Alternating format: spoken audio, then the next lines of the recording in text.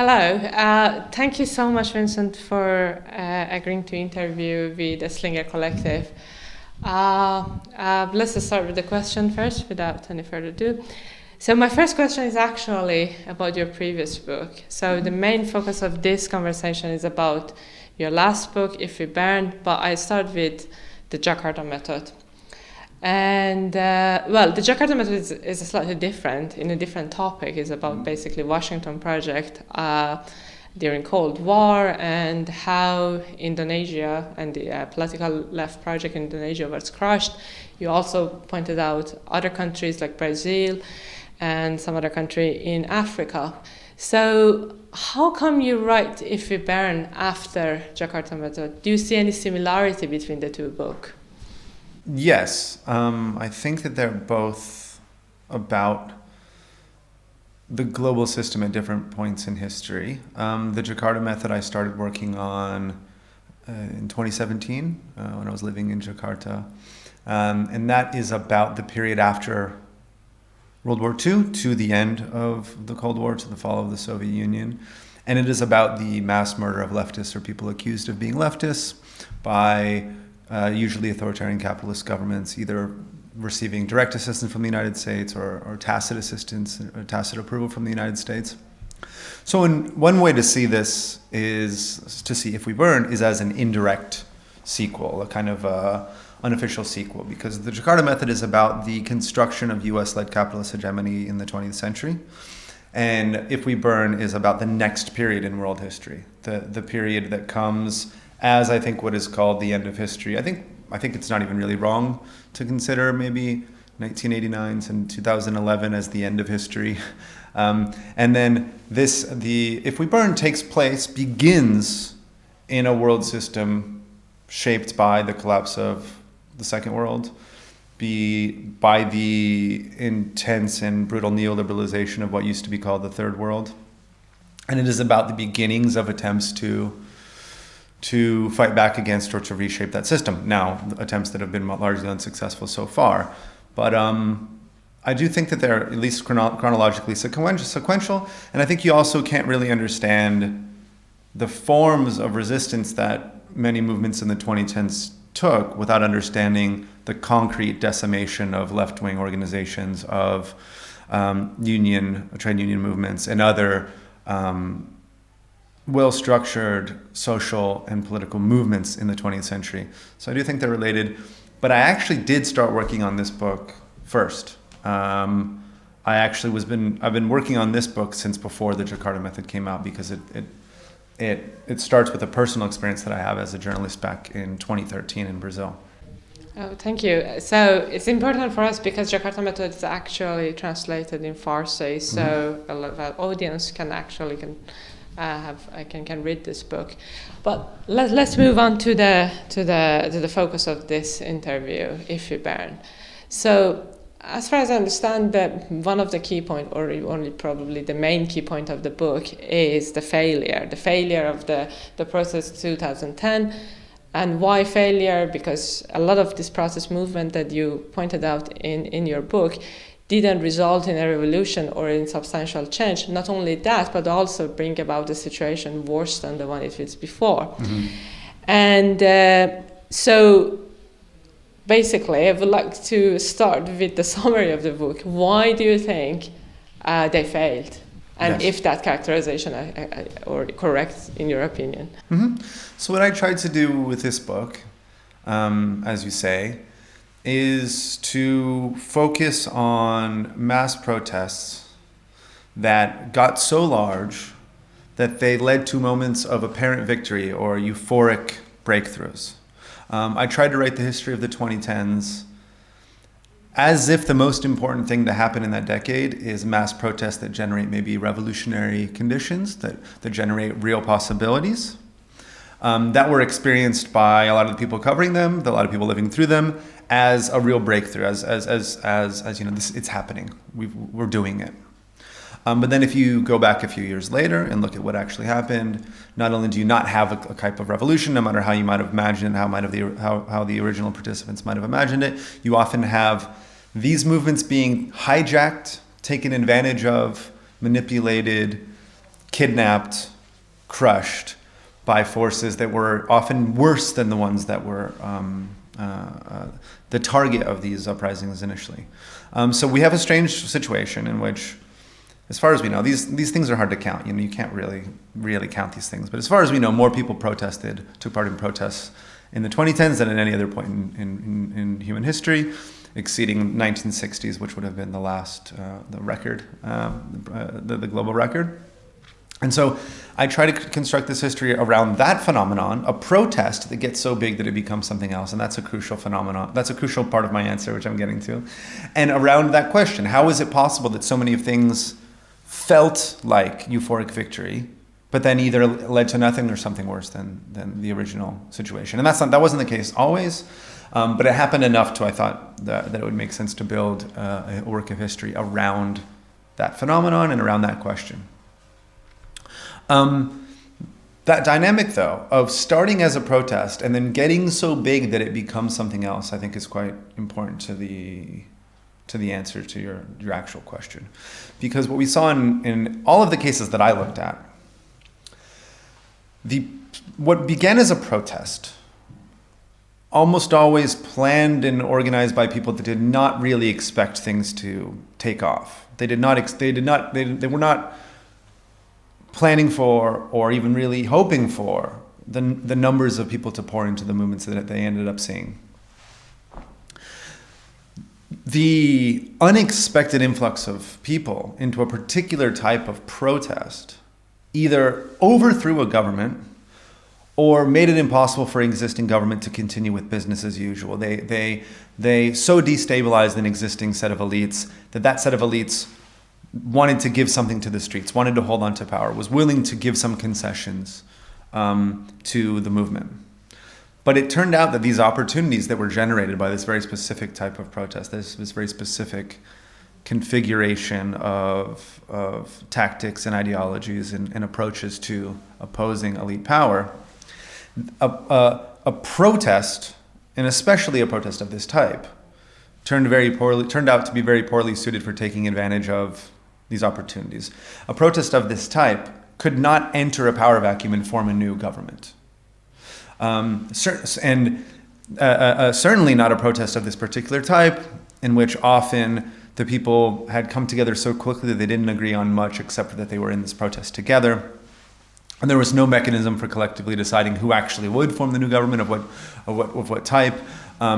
So often in this first situation, when there was an actual power vacuum, the protest movement watched in horror as somebody else did fill it. And as a rule, the people that filled that vacuum were people that had already been organized, had established some either had some access to power beforehand, or had the kind of nimble and well-functioning organization that could move quickly and take advantage of a power vacuum. And then in the other situation, the less pronounced situation, the one where the government's not overthrown, but willing to give something to the streets in the way that, let's say there's workers go on strike and the boss comes to the conclusion, it's really better to get these people back to work than to fight them directly. What do they want? In that situation, it turned out that this particular type of protest was even unable to elaborate what it was that they wanted, that would allow the existing elites to come to the conclusion that, okay, it's better for me to give them this thing, and we can all kind of walk away pretending that we're winners, even though I've actually lost. And in that situation, often, and in some cases, the elites really did want to help the streets. They wanted to be on the side of the people somehow or another in more democratic cases. In other cases, they didn't, but they would have done it. But that couldn't happen. There was no way to figure out what that was, and there was no reason to believe in the manner that a boss would believe about a striking union, that if they give A, B, and C, then things will go back to normal. So often in this case, energy dissipates because there's no structure holding the movement together, nothing's happening, people get tired and they go home. Or, depending on the configuration, the constitution of a particular ruling class, they may ultimately just decide for repression, come to the conclusion that I can't give these people what they want, I'm just going to crush them. And then they can't fight back because, again, it's very difficult for a protest of people that came together very quickly that is not composed of well-organized forces to withstand a counter-revolution. So this history looks at many different countries, and every case is different, but that's the way I can sort of summarize an approach to understanding how things went so wrong in so many of them. Okay, so you comment on basically a lot of factors of why the protest movement, you look at the books, and probably some other that you haven't looked, have failed. So I'm going through some of those factors one by one and try to basically expand it and unfold it. And so one of the things that you really talk about in your book is the issue with the leaderness. Mm-hmm. And you also mentioned now there was all of these protests that there was no one's particularly ready to take over the power. And in a lot of cases, there were practical reasons for being leaderless. I can assume that in Hong Kong, no one wants to say that I'm a leader because it would be very dangerous, or in a kind of suppressive regime. But at the same time, if you don't have a leader, as you mentioned, it's create a vacuum and always, most of the time, filled by the forces that you don't want to be forced. At least the protester doesn't want to be forced. So I would like you to expand a little bit in the challenges and the constraint by this kind of decentralized, leaderless protest movement. And my key question is, do you think this kind of leaderless, decentralized protest movement can ever realize a substantial change? I guess it's $1 million question, but Well, since this is a work of history, the answer becomes a little bit easier to formulate because I can look at what things have actually happened in the entire history of humanity. At the end of this book, I construct this book through 200 to 250 interviews that I carried out in 12 countries over 4 years. I'll get a lot of different answers from different people based on differing circumstances. The thing that I heard probably most as to what we wish we had done differently, what is a reason for why things went wrong.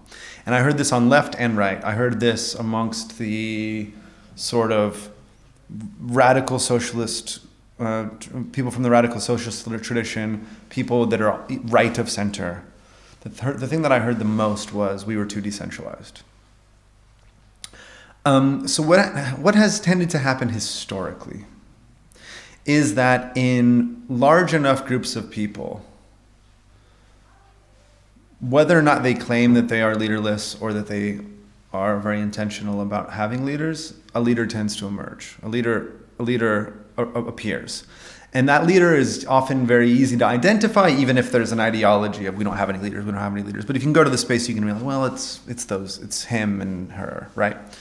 And there's a very short and insightful, very incisive essay about this called The Tyranny of Structurelessness, which was written by Jo Freeman in the 1970s. She's a US feminist activist that had worked in leaderless spaces for a very long time, and she came to that conclusion basically, is that if you insist that you don't have a structure will be imposed upon you, but it'll be a structure that you don't choose. It is a set of leadership. It is power will be handed out in ways that cannot be controlled by the group itself. And this is often what happened in the 2010s.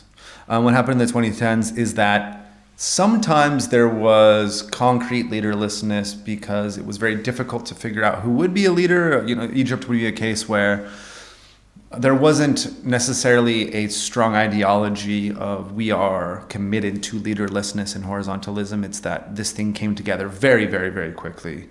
And so there was concrete horizontality, there was concrete leaderlessness for a while. And then in other cases, there was real commitment to this idea of leaderlessness. Brazil was a case. This is the case that I lived through. There was a group that was explicitly committed to never having any kind of hierarchy whatsoever. And so I'm open to the possibility that in the future you can see a very different type of uprising that somehow actually transforms society at every level, ideologically and materially, in which you do not have new structures emerging that are analogous to the ones that we have now. But historically, when there is a power vacuum, especially if there's something really good to be, there's something very valuable, something very attractive to powerful actors sitting right there on the table, historically someone has always come in to snatch it. And this is especially true when you're very far from the imperial core, when you're not the United States, when you're a country that has more powerful neighbors than you, when you're a country that has to respond to hegemonic reactions to some kind of a revolution. And again, historically, after a revolution, even the most successful ones, there's a counter-revolution. And historically, if there is not some kind of an order that is selected organically, democratically by the thing itself, the people say, okay, this is the person that we're behind. Martin Luther King is the person leading this particular march today. We do support this party in the establishment of a transitional government. You get the imposition of leadership, which is often more violent. You get someone like Sisi pretending like he is the representative of the legacy of the 2011 revolution in Egypt, without having actually asked anybody, just imposing that narrative upon a group of people. So the degree to which people believed in leaderlessness, or there was just kind of people like me from the global media showing up and celebrating it because it looked leaderless, because it makes it easier for us to see what we want to see, that varied. But at least historically, you get the imposition of some kind of structure. And often interviewees told me that it's better to choose democratically the structure than to have it imposed upon you. And that doesn't mean you have to swing the pendulum all the way back to a single, like, the leader for life. I mean, a lot of the organizations that acted as sort of foils to the protesters in Brazil, for example, they have collective leadership, or they have rotating leadership, or a union representative is rotated in and out in accordance with the votes of the participants. But some kind of mechanism for a large group of people, allowing for a smaller group of people to truly represent them, not just to pretend to represent them. Because I think fundamentally what we're dealing with in the end of history period from 1990 to 2011, and then what we're trying to solve, is the crisis of representation. The fact that everybody knows, and I think this powers right populist resurgence, this powers all kinds of movements of different stripes around the world, this knowledge that the elites that are supposed to represent us, they don't actually represent us in the thick, full sense, right? They say they do, but we have no power over what they do. We got to a point where representation is just if you go to a movie and there's somebody that likes the same music as you or looks like you. So that is what has happened historically. I don't want to close the door on new types of thinking or imagining new futures, but historically, someone has either snatched power or imposed some kind of a structure on an apparently structureless movement. Thank you. So I wanted to ask specifically about tyranny of a structureless, but you commented on that. So we move on to the point that you just bring it up now is the representation and the social media at the same time. So what exactly does representation exactly mean? Is a question. So one might say a political organization, should have representation so that it give an interview with the media, etc., etc. One might say we need a representation. As a result of that, we should have an organization. So the first one, it has a kind of a media perspective to the political activism. The latter is organization is a center point of the representation. So my question is basically, what do you mean by having a representation? Mm-hmm. Yeah, so I think thick representation, full representation of the type that I just mentioned, I would distinguish from a thin or a representation which does not allow for control by the represented. So the representation of the democratic and ideal type that I think that makes the most participants in a given social movement or uprising or political party feel most of the time like their outcomes have been achieved, that they are happy with the results, is representation which can not only happen vis-a-vis media, but happen in spaces of mediation, right? So again, this is a simplified analogy, but to a union representative, you might have somebody that's talking to the media. You might have somebody that is standing at the front of the picket line whose job is to be, has a special role in street actions and mobilizations. And then you might have another person whose job it is behind the scenes to be negotiating, to extracting concessions, extracting the real victories.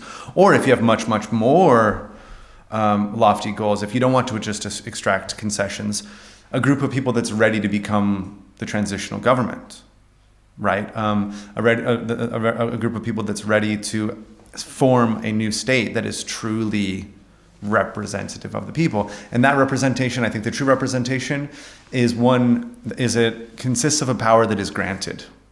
It is when a group of people decide collectively, okay, we are going to give Iran the power to do X in our name, and we're going to watch very carefully what is done, and we can decide to change that if we would like. So I think, in the fullest sense, it is a power that is granted by the people at the bottom of an organization, or not the bottom, but the people that by the base, all of the members, to do a specific thing in a specific way, and to make decisions on the fly. But we're going to watch, and we can take it away if we like. I think that would be full or thick representation. It can happen vis-a-vis many other actors. You can have people, in the anti-colonial struggles in Portuguese-speaking African countries, you had people that were leading guerrilla formations, and you had people active diplomatically. You had people that were working on the ground to command local guerrilla units. You had people over here that were ready to take over the state if you could actually weaken the state enough to get the Portuguese to run away. And you had people representing the movement in international fora, at the UN, in the United States, in Portugal. And these are all different types of representation that can add up to putting pressure on the group of elites that you want to challenge, and then either transforming their power or replacing it in moments of victory. So you just mentioned historical cases for division of labor, and how is it more effective in an organization. Actually, you divide the kind of tasks that the organization should do. At the same time, you comment a lot about this kind of participatory decision-making process, which is good in a sense that because empowering every individual in a political organization, but at the same time, it's making them parallel. So you made an example of some of this protest movement. It takes hours and hours to make a simple decision. They cannot recruit more. In the case of Brazil, if I remember correctly, they cannot recruit new members because they were so overwhelmed and everyone doing everything, but at the same time, it's not clear which person does what. So my question is basically, of course, these people chose to do this in response to the traditional or kind of a Leninist style of movement. There is a good reason for that. And in the beginning of your book, you go through that historical reason why these people decided to do so. But at the same time, we see what we saw. So how do you propose to, take an approach that provide a balance between the participatory decision-making, at the same time we ensure that we actually make a decision? And what do you think? Again, This is a difficult question. It's an easy answer, but it's so easy that it's going to appear to be an easy answer. And the answer is to figure out what works in real struggles, to figure out what works in concrete situations, in interactions with the powerful forces that you hope to combat. That's an easy answer, but I'll say more to explain what I actually mean, because in the case of Brazil that you mentioned, they were fully committed to consensus-based decision-making. They were very, very committed to, a lot of them would now say they were dogmatically committed to horizontalist organizing practices, which meant that everybody got to have a long discussion about every single decision that was made. And this often for them meant 12, 14, 16-hour meetings until they could get everybody to agree to a particular tactic. For them, for a while, that worked. because they were a group of 30 or 40 people. They all knew each other very well. They had disagreements, but they all agreed on the big things that, we're left anarchists, we're autonomists, and we want to improve public transportation for the working class of Brazil. And this worked for 8 years very well. The challenges that this organizational form ran into came as a result of their own victory, the victory that they created, of the opportunities that they unleashed after their initial goal was achieved. So for 8 years, they were able to, because they were small enough, spend a lot of time. I mean, this is a very specific type of person that wants to spend 30 hours a week discussing transportation protest tactics, but they just happen to be those type of people, and it worked out for them. But two things happened as they set a fire that was much, much larger than the one they expected to set. They actually wanted to set it, but they didn't expect it to really happen, I think. One, they couldn't change tactics quickly, because now we have to decide an entirely new mission. For 8 years, we've been trying to do one thing. We did it. What's our new mission? There was no way that they could take advantage of that opportunity in the time that was available to them. And then also, this was a very strange thing that was unexpected. Thousands of Brazilians wanted to join their group, wanted to be a part of the thing that they had created. Now, they could not let in 1,000 new people and give everyone equal decision-making rights. I mean, they were those people, without trying to, were kind of calling the bluff on their ultra-democratic principles, right? Because if you're ultra-democratic, then anybody who shows up should be allowed to vote. But actually, if you just let in 1,000 people, well, now we're not the group that we've created. We're just whoever these people are and whatever they think. So I think that depending on who you are and what you're doing, certain shapes, certain organizational forms can work better or worse for you and what you're trying to achieve. I think in the period of in the end of history, from 1990 to 2011, or in other periods in the 20th century, it became easy to fetishize certain shapes because you weren't actually really in a struggle with the enemy. So you could spend a lot of time thinking, well, if we just get the shape right, then everything will flow later. And so there have been historical movements that have for sure fetishized the construction of an organization that is the exact same as the Bolsheviks at the turn of the 20th century. Then there have been groups that fetishized the sort of inverse shape. Prefigurative ones. Yeah, the fully horizontal, absolutely anti-hierarchical, and often defined. And also one aspect of this anti-Leninist tendency is a rejection of the idea of the state as a goal. We reject the idea that we're going to either take over or transform the state. But it's easy to get into it's easy and understandable, I think, to get into the habit of fetishizing a certain geometric formation when you're not actually in battle. When you get into battle, now it really matters. Now you can figure out what starts to work better. You can see which things work and which do not work, and it starts to become very clear that, having the perfect shape now is less important than winning this battle. And so as I think the end of history period ended, you can start to look at which things do work.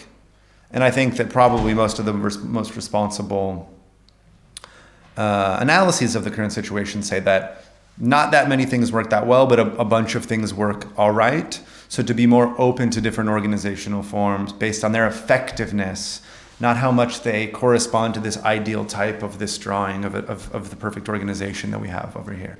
Thank you. So I move a bit to the topic that you touched in the beginning of this interview, social media. So you're a journalist. I guess you have a lot to say about media in general. But my particular question is about social media and or if you have some comment on the traditional media, it is fine. So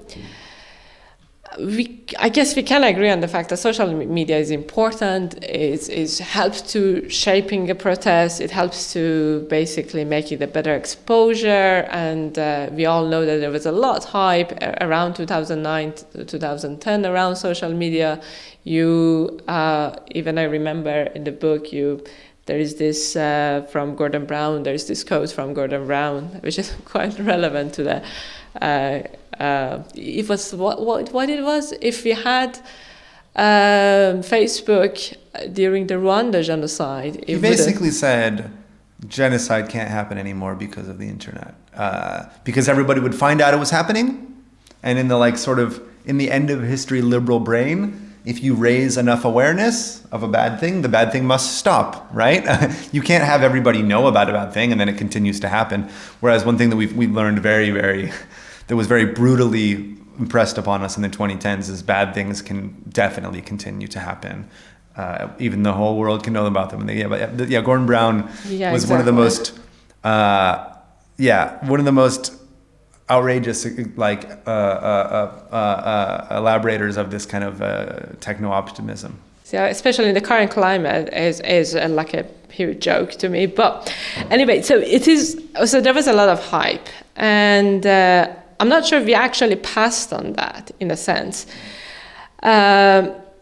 Of course, as you mentioned in this interview and also quite substantially in your book, it can redirect the social protest to the places that the protesters themselves they don't want to end up.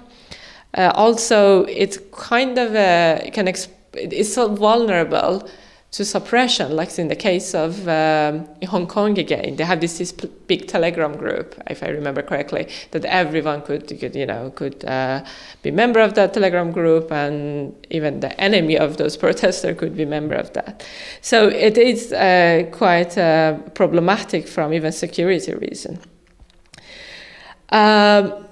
But my specific question is regard to the myth of we can solely organize via social media, and the so-called Facebook revolution back in the days, right, and I guess now we are in the TikTok, Instagram, Twitter, or X kind of revolution era.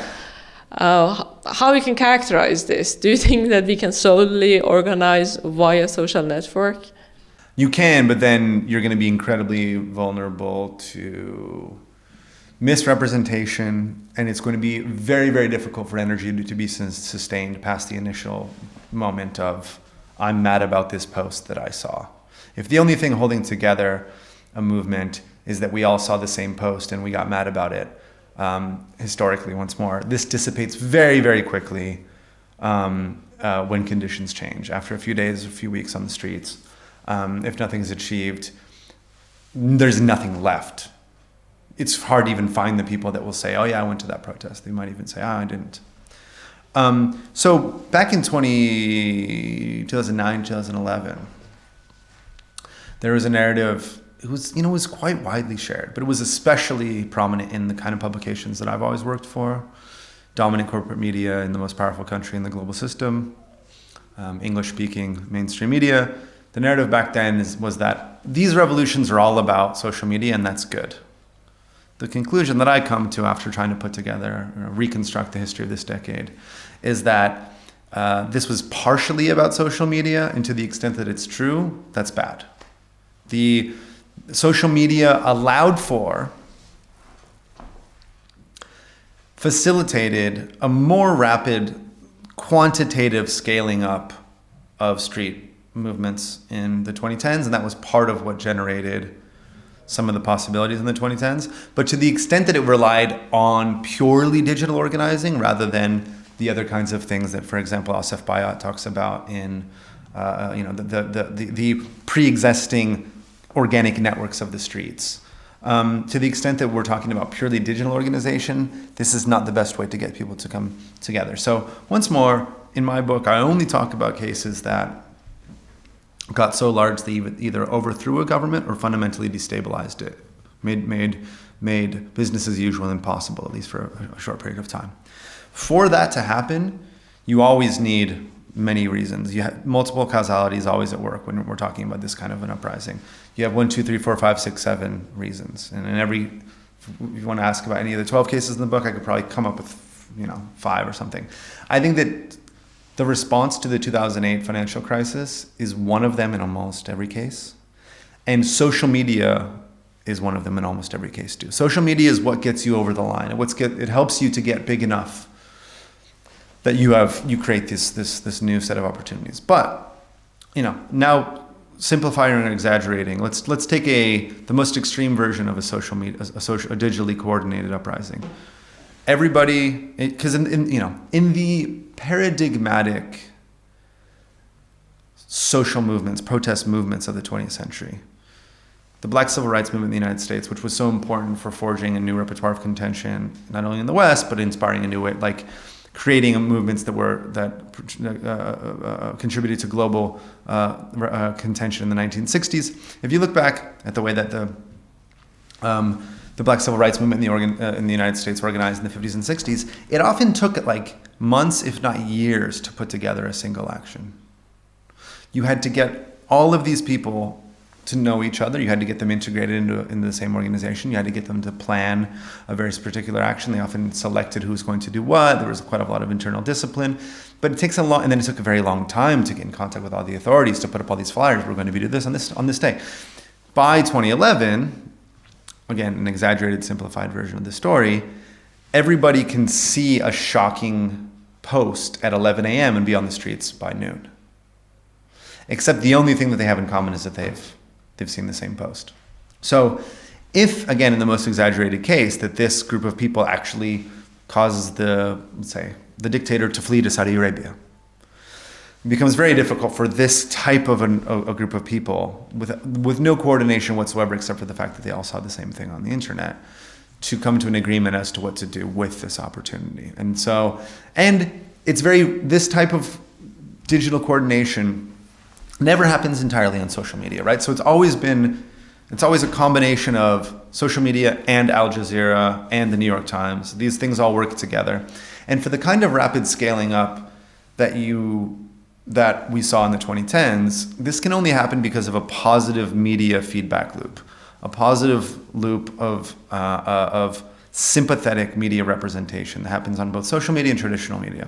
And if you're really relying on this, you're incredibly vulnerable to the way that prominent media actors view you.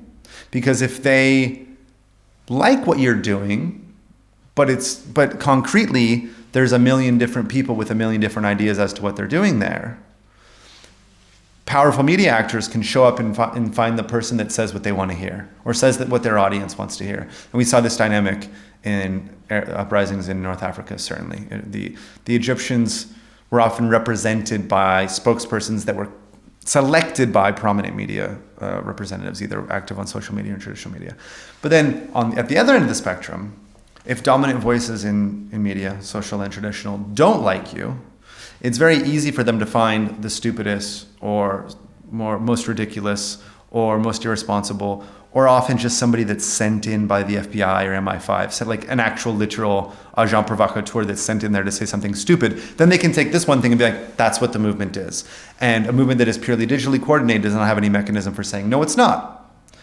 So these are sets of weaknesses that come after the moments of opportunity created by this quantitative upscaling that happened in the social media era. So while we're still in the topic of media, so you're talking about the importance of not only relying on the social media in a sense, but I think with the environment we are in, basically celebrity activism is a thing. The neoliberal subjectivity is prevalent everywhere. And we were discussing before this interview, and that how celebrity activists not necessarily don't believe on what they say, but it works. They are very effective, because of the era that we are in. So my question is, how do you basically see the dynamic between this social media, traditional media, basically traditions, with this new ever-coming growth of neoliberal subjectivity that comes with this celebrity activism?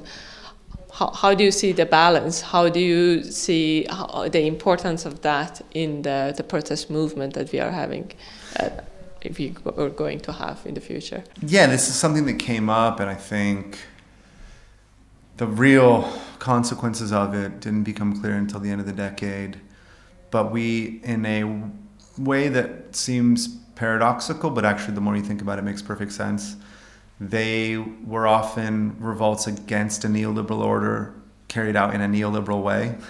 And you already pointed to exactly how that works out.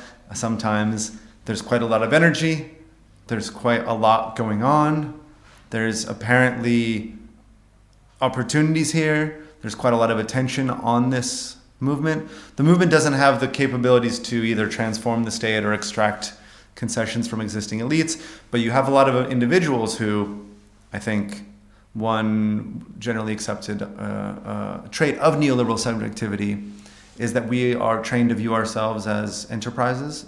Every man and woman is a firm, always grinding, always hustling. You know, I could do 3 hours driving Uber after this interview, and I could, like, my capital is going to go up. And so in this situation where there's no available, it is not readily apparent how this uprising can transform the state or replace it with something better. There are opportunities for personal branding. There's opportunities for building a media career. There's opportunities for trying to get famous, because this is something that everybody knows works. You know, we have no mechanism for going to sit down with the Egyptian military. Well, Egypt, this is different. Let's use the United States. This movement has no way to go sit down behind the scenes and sort of tell Donald Trump that he better give us A, B, C, and D, or else he's in trouble. And we don't have sort of an internal think tank that has already decided that we're willing to accept A, B, C, and D, but we're going to ask for E to raise consciousness about, for example, abolition. But we know that we have a way to try to get A, B, and C from Donald Trump right now. That mechanism is not available. That no one, like, it would be incredibly difficult to take this power and this fire and brimstone and create a bridge to that capability. But I could get rich probably by being a social media influencer. And this, you know, tragically, this did happen, I think, in quite a lot of uprisings. And then, you know, you get other analyses that take this to a deeper level, that an emphasis on an individual choice in a revolutionary movement is itself a reflection of sort of neoliberal or like individualistic subjectivity, because historically, to win a battle against a well-armed and well-prepared adversary, you have to act collectively. I hate war, I hate military stuff. I don't like anything that has to do with military campaigns, but there's a reason that in war, armies tend to be organized a certain way, guerrilla revolutionary groups tend to be organized a certain way. It's because you have enemies. And I think perhaps another aspect of neoliberal subjectivity was this feeling that, well, I as an individual, I'm a firm and I'm an island and I get to make all my own decisions. And if we raise enough awareness, there's some good guy in power over there that's supposed to sort it out. I don't have to actually go to war with existing elites. We just have to prove that we're right and we have the people on our side. And I kind of maybe as an American deep down believed that 10, 15 years ago, that, you know, if you're clearly right and the people are on your side, that's basically all you need. Tragically, it turned out that's not what you needed. And when there was no path from here to there, this path is right there. It's baked deep into your psyche as an early 21st century subject. If you get famous, if you could like maybe start a GoFundMe, you're going to control a lot of resources, and that just like the tactics just like the particular responses to injustice that we saw become hegemonic in the 2010s, they were not only possible, they were apparent, they were readily apparent, they were ready at hand, everybody knew that you could do a mass street protest in a decentralized and horizontally structured way. Everyone knew that you could do that, so that's what everyone did. Once you got to this moment of extreme opportunity, no one knew how to create a new state or to transform the existing one, but everyone knew how to do personal branding. And you got savvy and often cynical entrepreneurs taking advantage of this attention and this goodwill to either become famous become political commentators. Sometimes political commentators that are good, and I'm glad exist, but the goals had much bigger, much larger ambitions than creating a new cast of pundits, I think.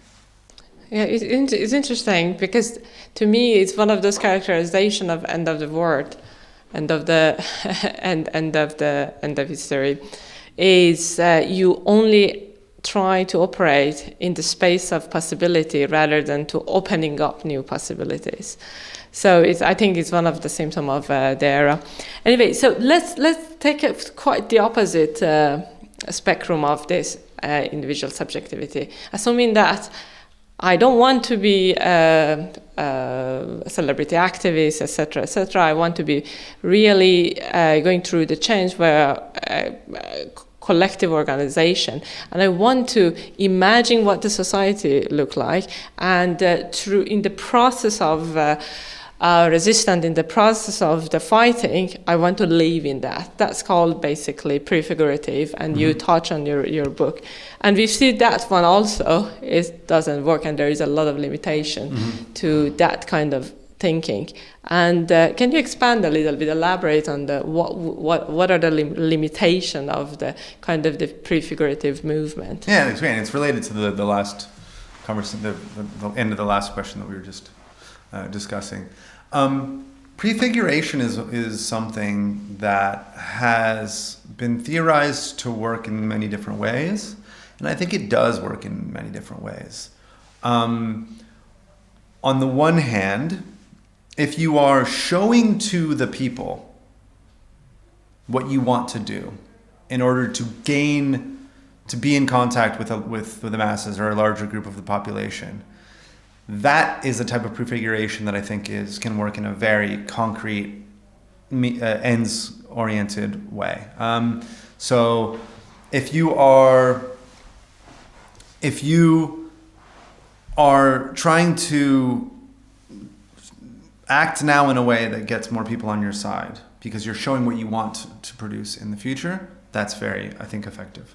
And that is, I think, really a kind of a view of it. It's related to vanguardism, because like this famous interpretation of prefiguration comes from André Gorz right after the '68 revolts in Paris, and what he's talking about is Fidel Castro and Che Guevara. Is that they overthrew the Batista government, but they didn't automatically win the power to govern society. They had to have demonstrated to the people in the act of carrying out the revolution more or less what they wanted to do. Because if they marched into Havana the day after Batista fled, but everyone hated them, then they're not going to become the new government. They would just get killed by them, right?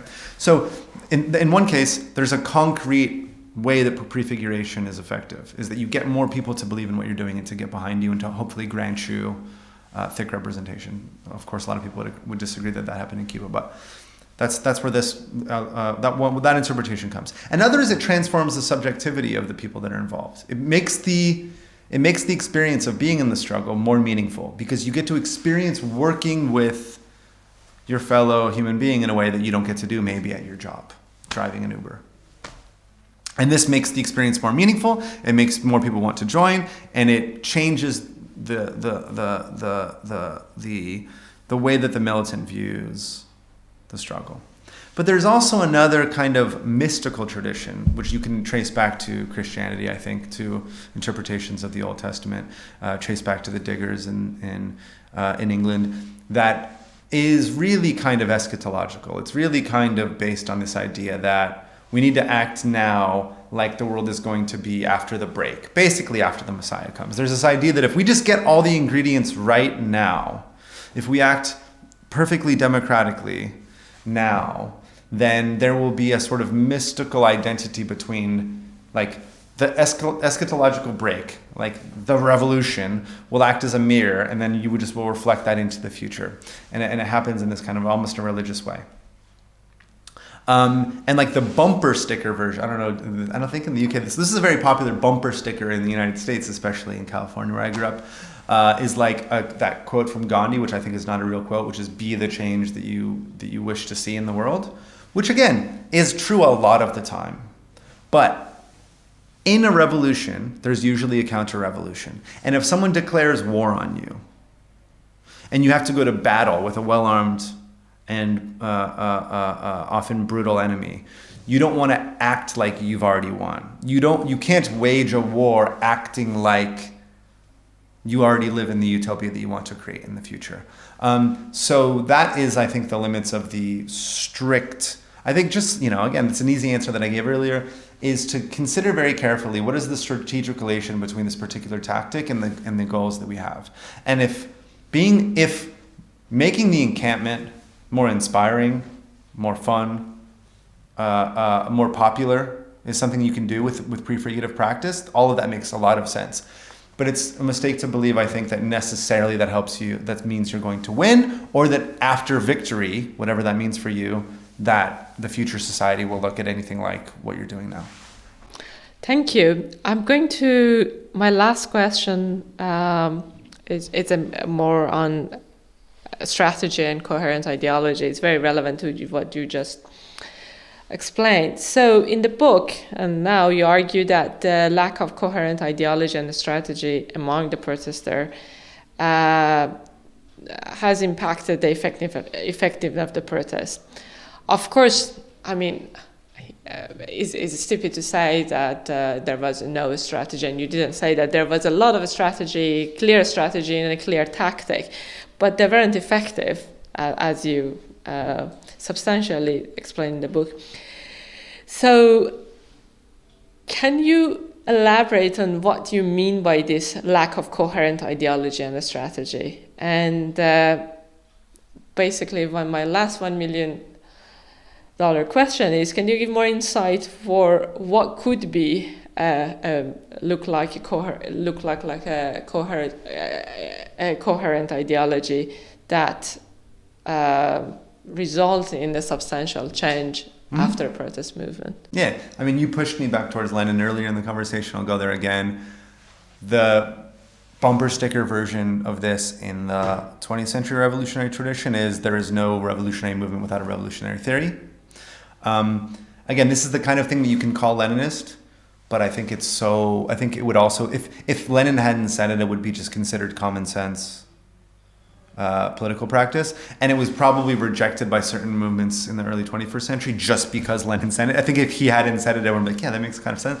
And another thing that Lenin said in the same time period is that a purely spontaneous, but what he said is that a purely spontaneous uprising will simply reproduce the already existing society, because any ruling class has the means at its disposal to propagate its own ideology and to defend its own ideology and to maintain itself in power. If it did not, it wouldn't be there in the first place.